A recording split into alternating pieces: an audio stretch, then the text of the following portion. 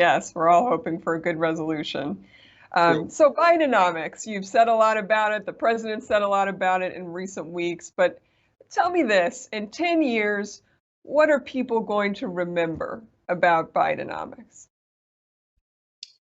Well, if they think back and if things go as planned, they will remember that the transformational shift in domestic production of clean energy products, of electric vehicles, of batteries, uh, eh, uh, dates back to investments that we're talking about today.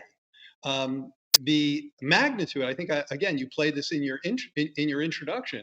The magnitude of investments, if you look at the construction of manufacturing facilities again, for microprocessors and for clean energy products, electric vehicles, electric batteries, solar, wind, those industries are standing up as we speak. Now, these are early days, so your question about 10 years is a good one and an interesting one.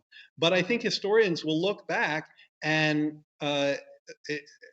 and reflect on really what is, again, I keep talking about these pillars.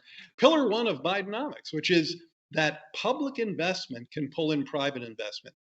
This stands in direct contrast to trickle down. So I think historians will look back and recognize that the rejection of top down, trickle down economics based on just decades of empirical evidence that it doesn't work, was replaced by a very different set of ideas. The idea on trickle down is if the public sector stops investing, if it just disinvests in our public infrastructure, the private sector will come in and make up the difference.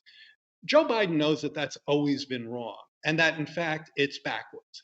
That the way to crowd in private investment is to make the public investment in areas that are underinvested, where the market itself will underinvest. It underinvests certainly in domestic semiconductor production. It underinvests in clean energy. It even underinvests in empowering and educating workers.